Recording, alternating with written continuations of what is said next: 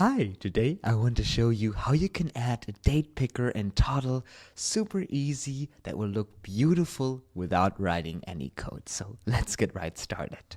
So the first step is we want to add, we want to click on the plus and we want to add a div block that is already centered in the middle.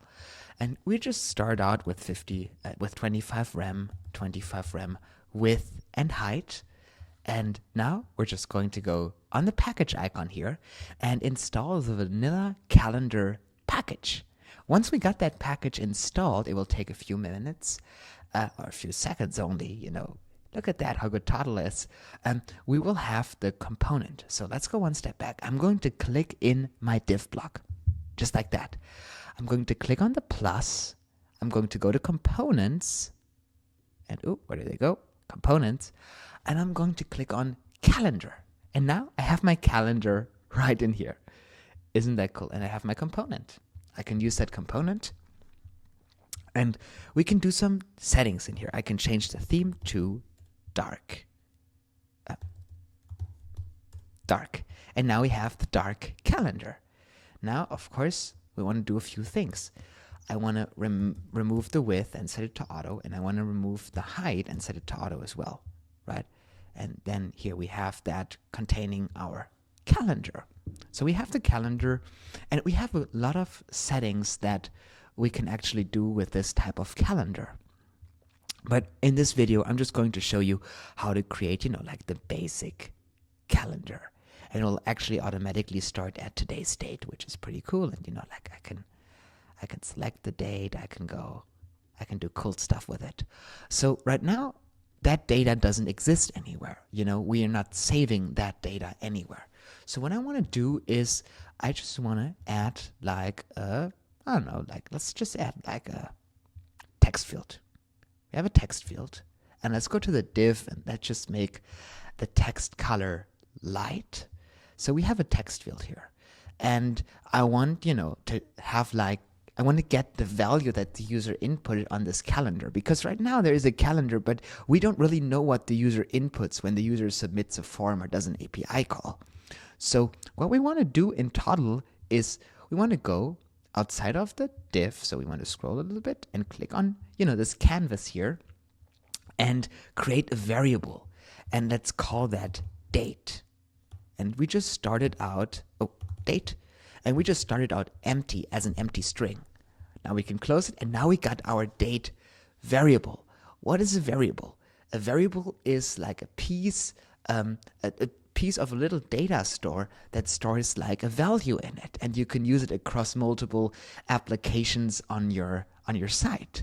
So what I want to do right now is I want to go on that calendar, and on calendar we will have events. We will have click day, click month, click year, change time.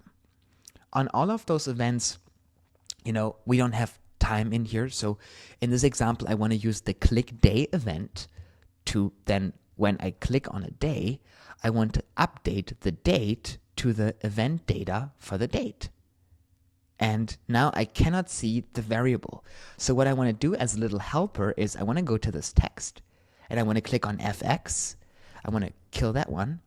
And I want to add the date variable. So I will return the date variable. Right now there's nothing, so there will be nothing returned. So when I click on date, it will show the date right in here. And this is how we can test that out and see on our front end that this is working.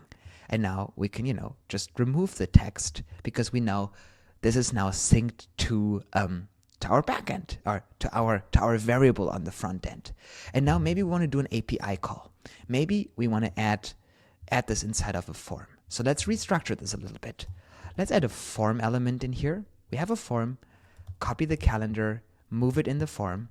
And now in the form, I want to add a button, and let's call this book event, or book house, something like that, whatever you can book. And, let's make the width of this 100%. Looks very nice. And let's go to the form, and let's add like a gap in here of like 1 rem. So it has a little bit air, it can breathe. And I think that looks very professional. I like it really much. So we have the book house. So now I can go on the form and I will be able to trigger an API call to Xano on form submit. And in order to do that, we need to add an API. So I go again outside of the canvas, click outside of the canvas, click on API, and let's call this date. Now I'm going to go to like a test endpoint that I have that does nothing, but it's great for showing and illustrating test purposes. I'm copying the endpoint URL. This can be your Zapier webhook. This can be a make scenario. This can be your Xano endpoint that is a post endpoint. Any type of data that can be received works. Let's do this, and let's do a post API because we're sending form data. So now I want to send content. So I need to go to the body, and I need to map this to my date. And I want to send the date over, and we have the date in here. Here you go. And I can, there's only one date I want to send. So we want to send that. So right now I have my date in here. I'm going to send that. And we want to do it proxied, so that makes it a little bit more secure. And here we go. So now I have my API call set up. And now we want to trigger that API call on form submit. So we want to go on the form. We want to go on events. We want to go on form, expand, go on submit, prevent default, we'll keep it like that. And then I'm going to make my API call to send the date. And I can also do on success that something happens on success. Maybe we want to show confetti on success. What I can do is I can install the confetti package. Just like that, just took a second. Let's go back in here and on success. Here we go. I click on, what happened? Let's go back. Let's go on the form. Here we go. On success. And I'm going to add confetti on success. Here we go. So let's see if this works. Let's book the house. And the API call was successful. So we got that. And let's look. It takes a few seconds sometimes with Xano till we receive that data. But we should be able to receive that data any moment to our webhook that we created in Xano. And actually, let's go into inspect elements and network,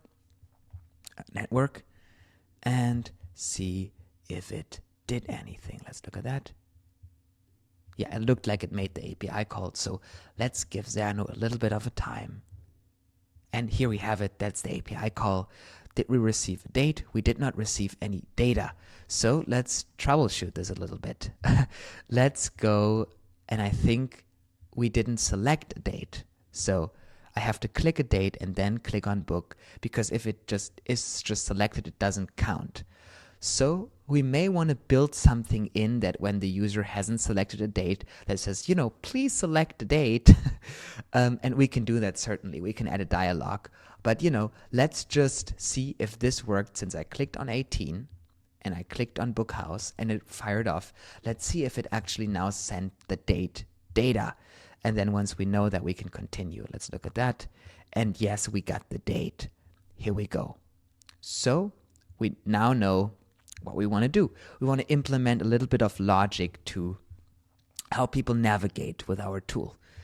So what we want to do, why don't we add like a little,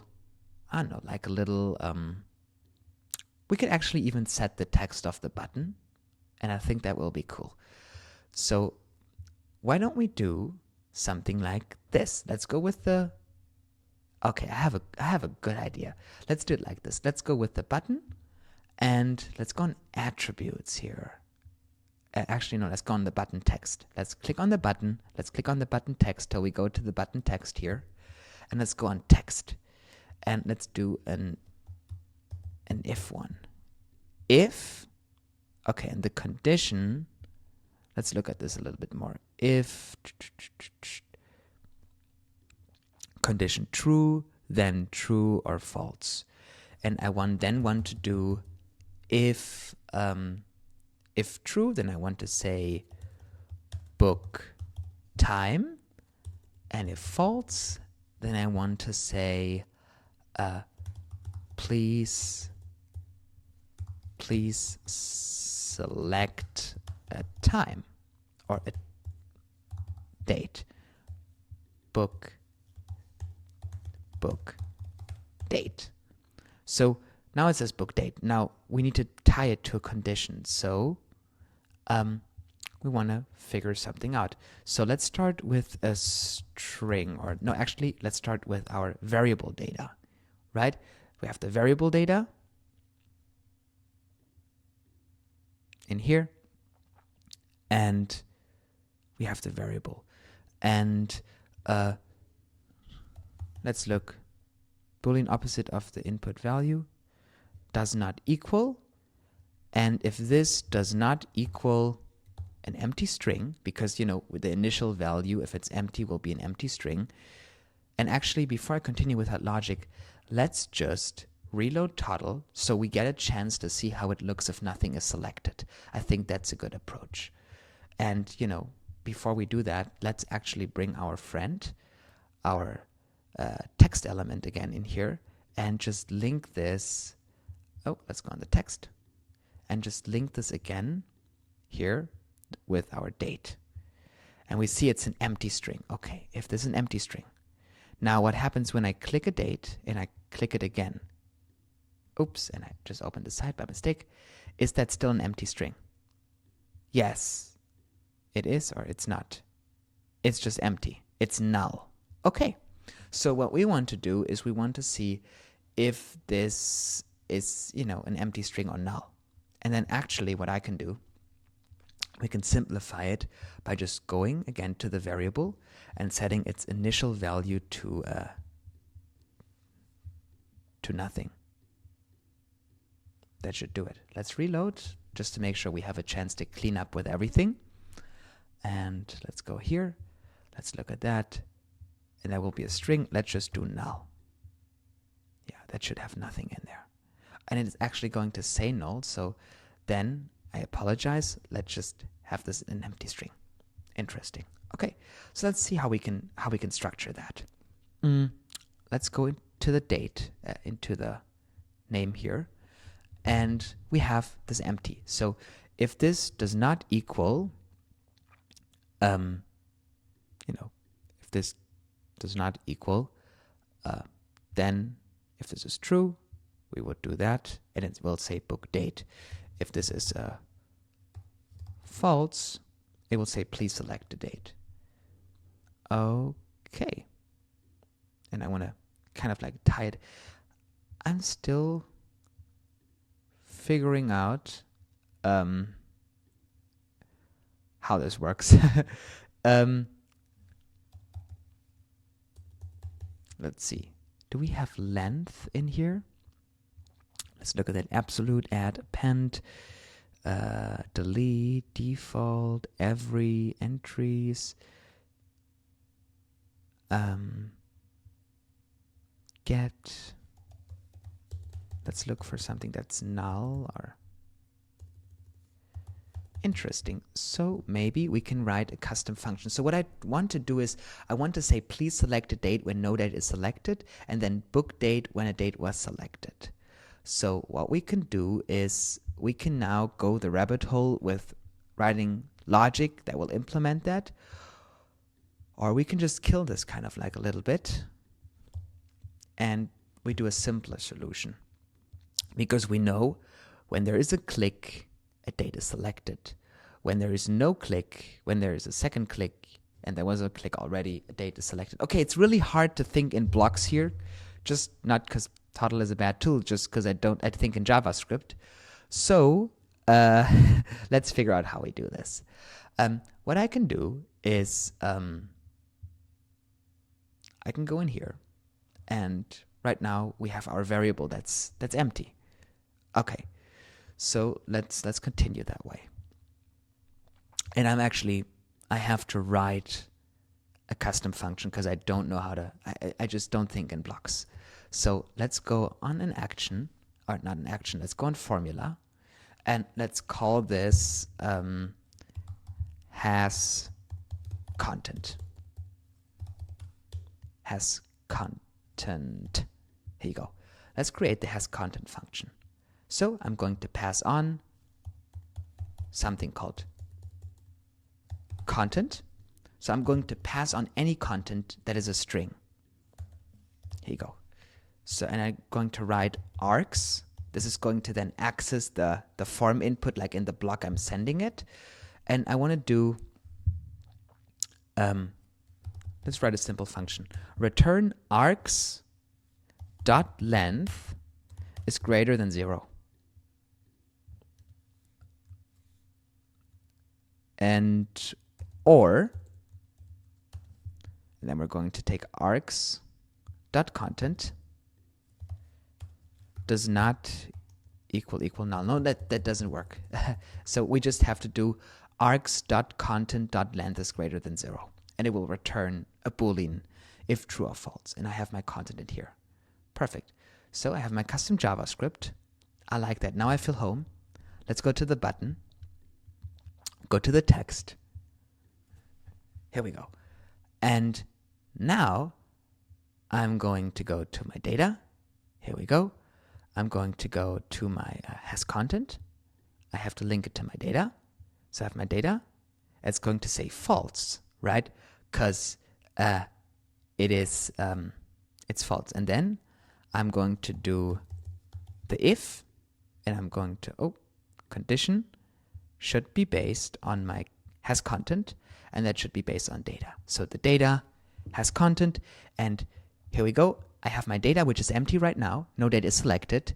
And then this function is checking that we just built in a little bit of JavaScript if this has any content in it. And this is false right now. There's no content in it. And then if this is false, I want to say, please select a date. Okay.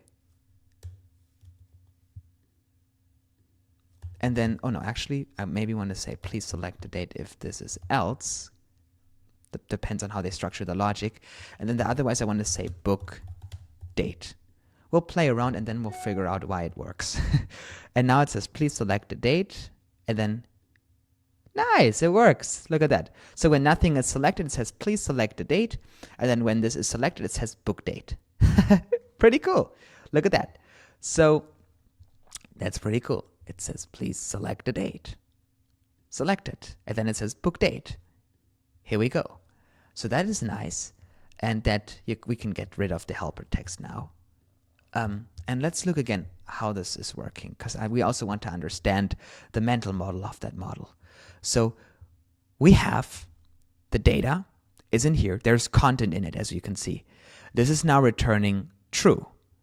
So when this is true, we want to say book date. Okay, this makes sense. When this is true, there's content in it. If there's content in it, this will equal true. This will return true, the custom JavaScript we wrote. Then if this is true, immediately we say book date. If this is false, we want to say please select a date. And then the output will be that. So this is why it's working. Now we just want to prevent the form submissions from submitting if there is no date selected. So we have to go to our event and refine the logic a little bit. What we can do is we can add a switch, and that's a cool tool. So let's expand this a little bit. We have to switch, and let's just remove the date call, and the switch will be if the date variable, and we're going to add the same logic in here. If the date variable has content, so has content, we add the date variable, this will be true. This is all we need. And then we're going to do the API call, and on success, we're going to have confetti. That's it. And we can just exit that one. Perfect. And then on failure, we want to make like a little pop-up. I'm going to show you how to do that after this. So let's see if this works. No, this shouldn't show any confetti. And when this is selected, okay. So let's refine the logic a little bit. So let's think about this. And the variable is selected. Oh, okay. Let's see what happens. Let's reload the page. And let's see how this behaves. Okay. So right now, I click on it. Nothing is happening. Okay. I click on 12. It's working. Data has been sent. I unclick 12. Nothing is sent. Okay, so maybe there was like a loading issue in their configurator. I click on 10. Data has been sent. I unclick 10. It doesn't make the API call because we don't get confetti. And the confetti is based on the API call. As you can see here, if the date, the content in the date, if it has content, this is the little function we made where .length is greater than 0. If this is true, it will run it. It will run the API call. And then when the API call was successful, it's going to show confetti. And in this case, and then if this is not true, nothing happens. So this is working. And then in here, where we have the date, we have our function in here where I have the date. We check if it has content. If this is true, then I'm going to do books. I'm going to say book date. And if this is false, I'm going to go on else, and it's going to say, please select a date, and it's going to return that. So that is working. So let's go to Xano and let's check, what we just did, if that all worked. And it seems like it did because we're sending the data over here. Beautiful. So that's how easy Toddle is working. And, maybe we want to showcase like a little dialogue to show the user, please select a date. We can use the native browser dialog for that, which is, kind of like a cool thing to do. So what we can do is we can create a custom action in Toddle. And let's just call this alert. Perfect.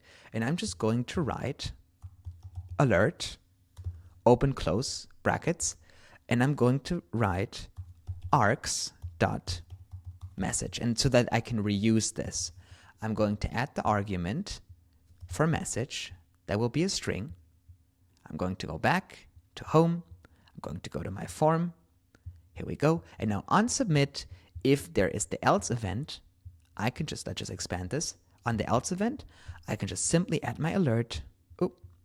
Add my alert. And I'm going to say, please select a date. Please select a date. Let's do this. Okay, please select a date. So now when there is no date selected and I click on it, it should normally show this. For some reason, it is not doing it. So that makes me think that I made a mistake, either a typo or anything like that. So let's get rid of the alert and let's go back to our alert. And I think I have an assumption that if I don't use their syntax recommendation, that those functions will not work. I had it a few times. So let's try this out. Let's call this pop-up. And maybe also alert is a reserved word. That could also be. So let's go in here and let's type alert and let's click on alert. And then let's click on alert. Let's add that in here. And let's just make hi. Let's just make this static and let's see if this will work static. Okay, so we run this code in our block. Here we go, and then we can refine it. We have the form, we go on submit, and we're going to go on the pop-up. Here we go. Now nothing is selected and I'm getting that pop-up. Beautiful.